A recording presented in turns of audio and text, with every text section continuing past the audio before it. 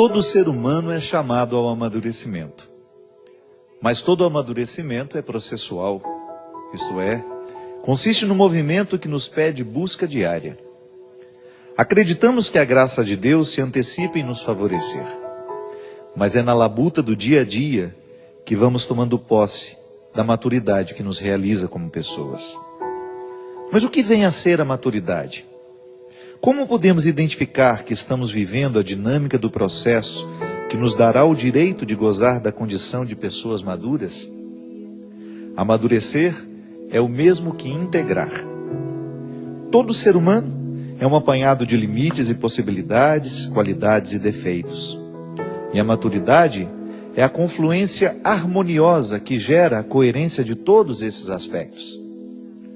O que antes não tinha associação, passa a ter, como se uma ponte tivesse sido erguida para favorecer o trânsito entre as diferentes partes.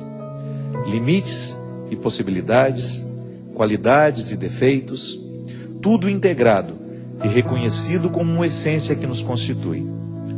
A maturidade reúne o que antes estava desagregado.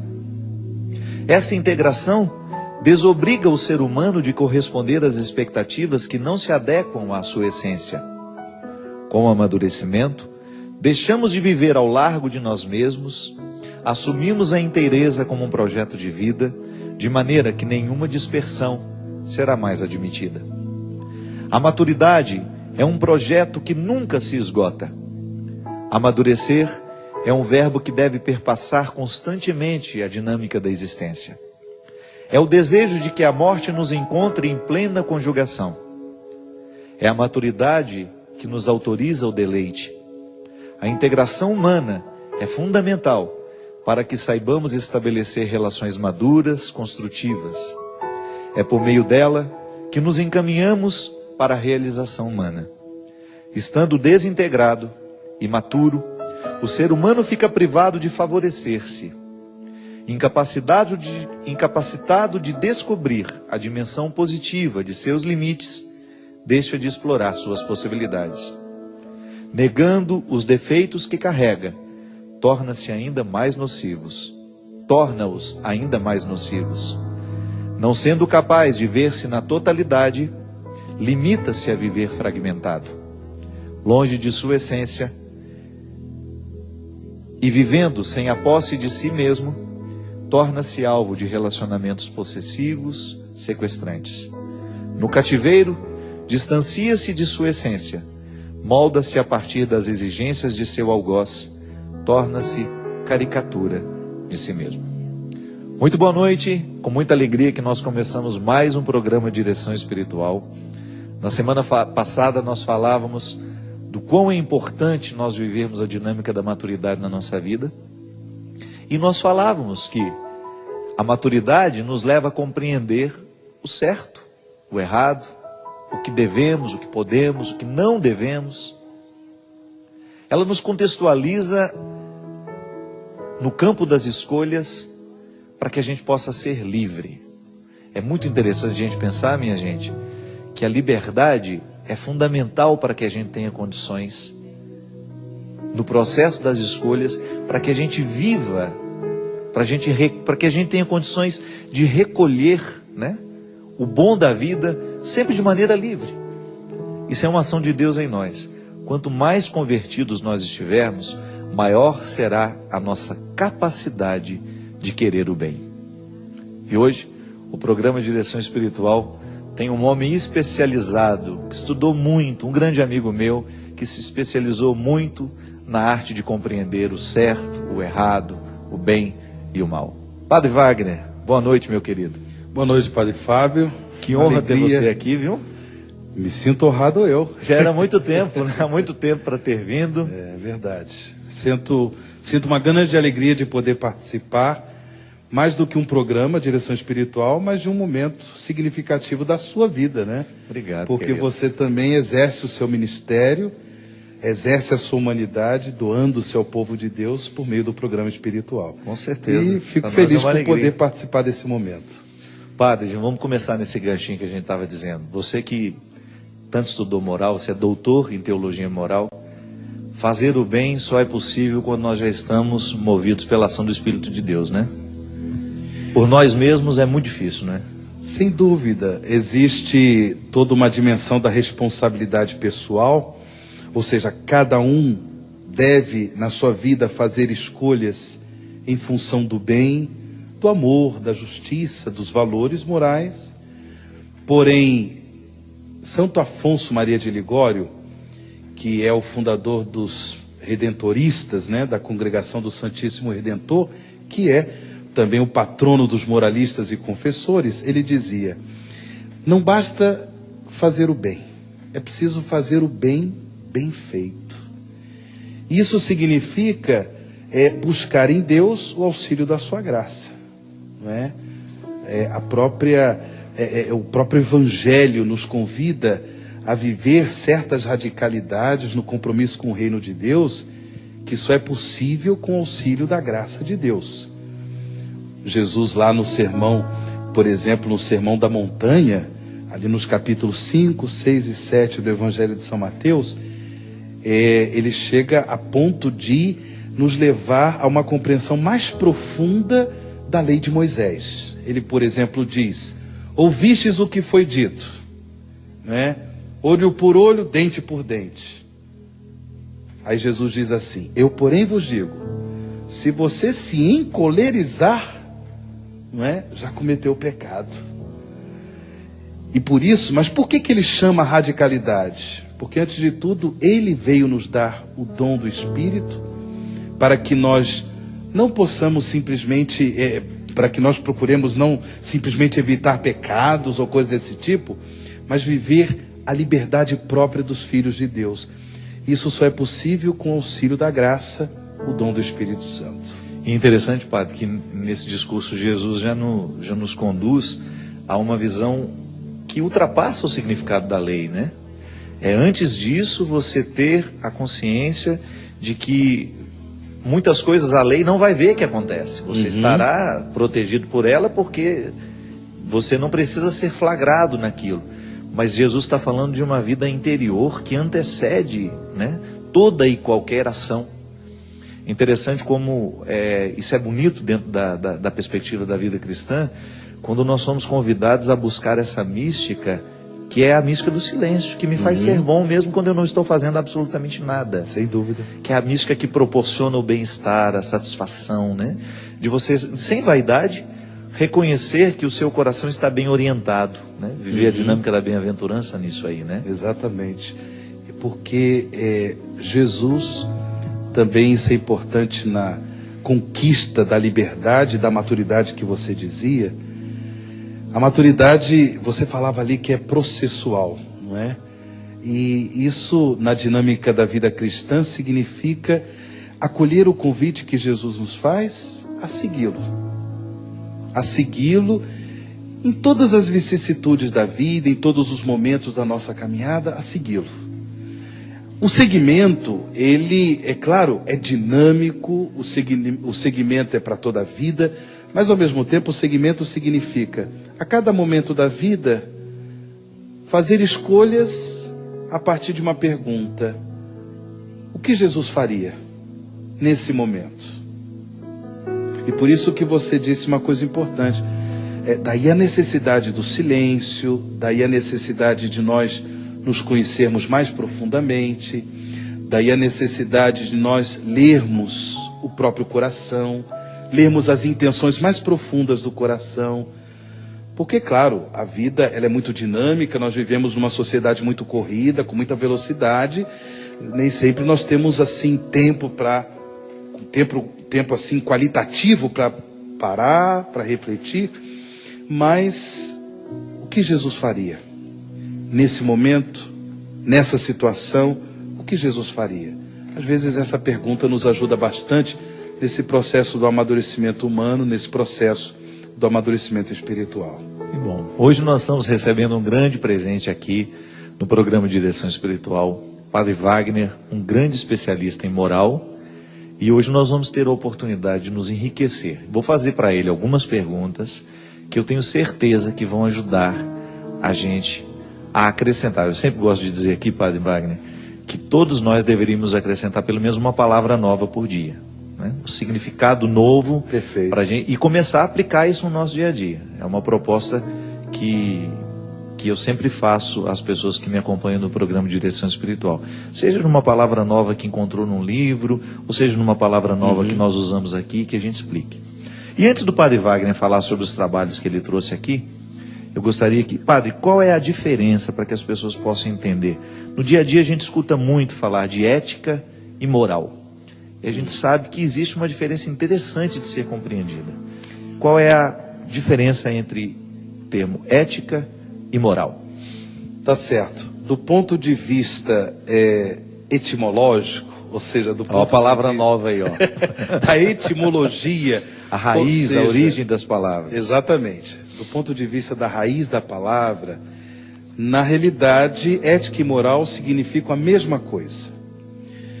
Porém, ética vem do grego ethos. E no grego ethos, a palavra ética tem dois significados.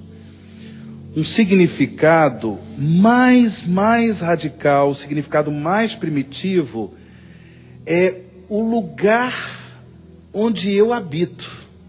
Olha que interessante isso. Boa noite, Christian.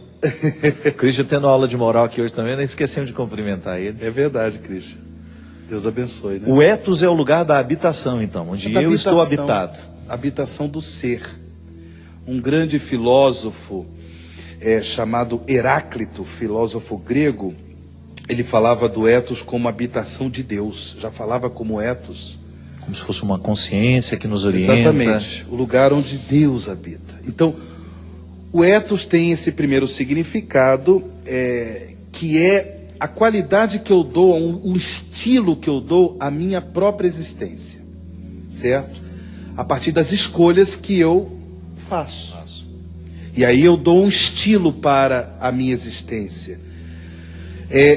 Existe um outro significado, a palavra ethos, que diz respeito ao costume. Ao costume. E aí entra a questão da decisão moral, a decisão que eu tomo entre o bem e o mal, né? Então, nesse costume, padre, a gente pode colocar a cultura, toda a dimensão cultural de um povo, também, que pode considerar isso como certo, como errado, exatamente, a partir da formação cultural. Exatamente. Então tem esses dois significados: lugar onde habita o meu ser, mas configuração da minha existência. Entendi. A partir das escolhas que eu faço no dia a dia. E depois a questão do costume, que também entra esse elemento cultural. O valor que faz parte de uma cultura. De uma cultura. Agora, a palavra ética, ela depois ganhou uma nova significação para o latim. Então, ethos em grego, no latim, mores. E daí vem a palavra moral. Por isso que, etimologicamente, a palavra ética e moral tem o mesmo significado. Só derivam de línguas diferentes. Derivam de línguas diferentes. Uma do grego e outra do latim. Porém, na questão da aplicabilidade desses termos, é aí que nós temos as diferenças. Não é? Por exemplo, a palavra ética, ela tem um sentido mais filosófico, certo? Um sentido mais filosófico. Enquanto que a palavra... Quando eu, por exemplo, eu vou fazer a análise de uma situação, eu estou com uma oportunidade de ganhar esse emprego, mas para ganhar esse emprego eu tenho que ludibriar algumas situações, aí eu vou dizer, não, mas isso não é ético. Exatamente. Quando eu reflito uma determinada situação e identifico isso como uma realidade ética. Exatamente. Ou não. Exatamente. Ética tem esse sentido mais filosófico.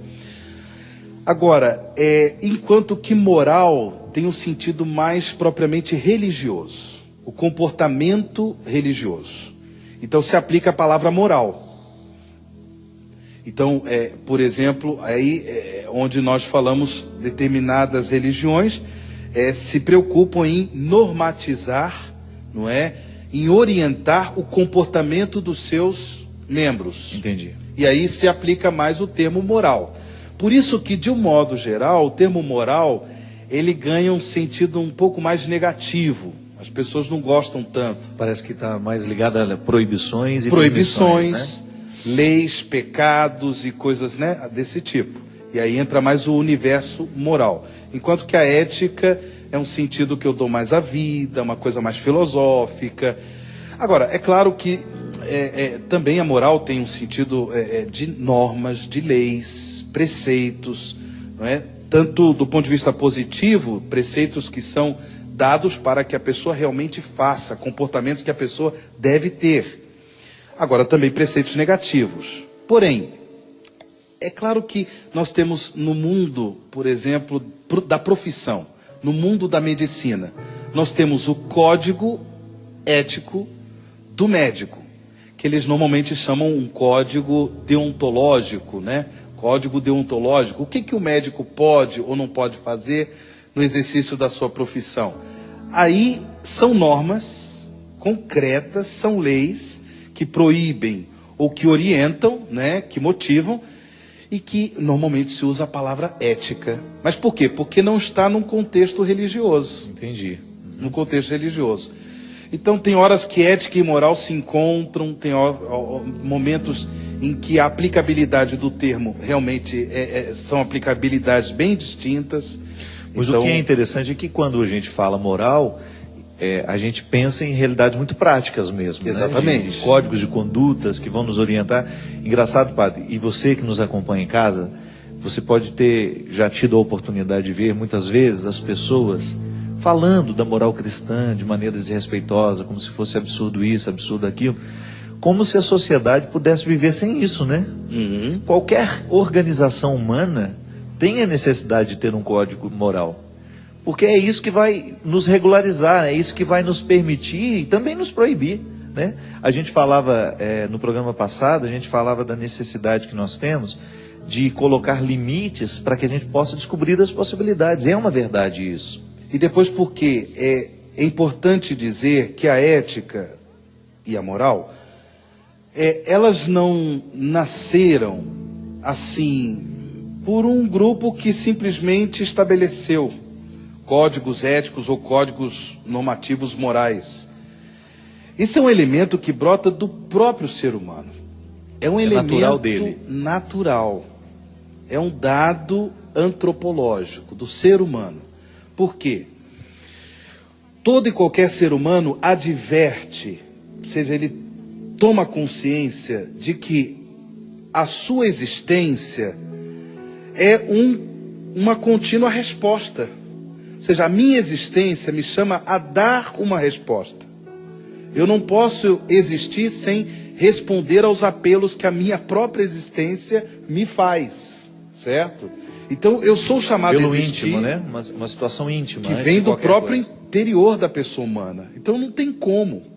Então a ética é o caráter responsorial da existência. A ética me chama a dar respostas à minha própria existência. Então por isso a ética não é fruto de uma elaboração de uma determinada religião. Foi o cristianismo que cunhou, foi o cristianismo que criou a ética, ou qualquer outro sistema religioso. Não, desde quando o ser humano começou a tomar consciência do seu existir, a ética brotou. E depois brotou porque ele começou a tomar consciência do seu existir na relação com o outro. Interessante demais, né? Não é? Ô padre, isso nos alivia de um fardo tão grande, né? Quando, por exemplo, nós encontramos uma pessoa que tem uma vida totalmente errada, e a gente ter o direito de dizer isso, olha, a sua salvação, a sua condenação, que passa pela dimensão ética, né? Claro. Por aquilo que ela consegue viver, por aquilo que ela sabe de si mesma, é em última instância uma situação da sua consciência que estará diante de Deus, e vocês dois vão ter esse encontro um dia. Sem dúvida. Isso não é bom a gente ter a oportunidade de pensar que, sendo o coração humano a casa desta consciência, e que lá Deus conhece tudo, porque às vezes o que você me apresenta como pessoa, numa confissão, por exemplo, eu tenho acesso a uma parte disso, porque você também não tem acesso a tudo. Exato. Né? Então, naquele momento, a plena ação será divina, e só. Nós poderemos até nos aproximar da sua verdade, mas é Deus que vai ser capaz de investigar todos os elementos que condenarão ou que salvarão alguém. você já chamou em causa uma categoria moral fundamental, que é a consciência, não é? Justamente. Você chamou em causa essa categoria que é esse lugar da interioridade humana. Eu gosto de chamar, né, a consciência como lugar do interior humano. Opa, claro. E na consciência não existe mentira, né? A consciência, ela não alberga mentira. Uhum. Ela sabe, ela tem a plena consciência, ela está plenamente iluminada. Por isso que deve ser um inferno, né? Você viver com uma consciência infeliz, de você saber, o outro pode até não saber, mas você sabe que fez errado. Exatamente. Isso gera uma infelicidade muito grande. Porque, por exemplo, num dos meus livros eu cito o texto da Constituição Pastoral Gaudium et Spes do Concílio Vaticano II. Aliás, um dos textos mais bonitos do concílio. Exatamente. Né? A Gaudium et Spes é uma Constituição Pastoral, onde os padres conciliares falam, no número 16, sobre a consciência moral. E é interessante que eles fazem uma analogia com o sacrário, não é? Ou seja, aquele lugar, o sacrário nas nossas igrejas é o lugar que contém as hóstias consagradas, Jesus Eucarístico, não é? Então, usa esse termo sacrário para dizer que a consciência é o lugar, antes de tudo, onde Deus habita. E ali é onde eu me encontro com Ele. E ali não dá para mentir. Não dá para mentir, certo? É onde Deus habita, onde eu me encontro com Ele. E claro, mas não só o lugar do encontro, mas um lugar onde a voz de Deus se faz ouvir. O desafio está em escutá-lo, não é? O desafio está em escutá-lo. A Gaudium et Spes 16, nesse número 16, ainda fala que ali nós ouvimos imperativos morais bem concretos. Faça isto, evita aquilo. Evita aquilo. Onde o imperativo moral mais concreto é aquele que o próprio Jesus nos ensinou. Amar a Deus, amar o próximo. É o imperativo do amor. Porque Deus é amor. O apelo que Ele nos faz, sobretudo na interioridade da consciência, é o apelo ao amor. O amor que foi muito bem demonstrado pelo próprio Filho de Deus, Jesus Cristo. O amor da doação da vida, o amor de quem se doa para salvar a humanidade. Por isso que Santo Agostinho, com muita coragem, ele disse: ame e faça o que você quiser. Com muita coragem. Mas só que tipo de amor? Esse amor que tem um nome. O seu nome é Jesus. E subentende-se que já está tocado pelo dom dessa libertação interior, que deu à consciência a capacidade de estar plenamente iluminada, né, por aquilo que é certo, e já se encaminhou para viver no concreto dos dias essa adesão a Jesus. Isso é fantástico, Padre. E talvez eu acho que isso faz muita falta no nosso dia a dia, né? Você que nos acompanha, você que tantas vezes fica aí, será que eu fiz o certo? Será que eu fiz o errado? Como é importante a gente dar esse espaço para que Deus fale em nós, para que esses imperativos, né, essas ordens divinas, possam ser ouvidas e que depois a gente tenha uma conduta um pouco mais coerente com aquilo que a gente diz crer. Vamos para um rápido intervalo e já já a gente volta.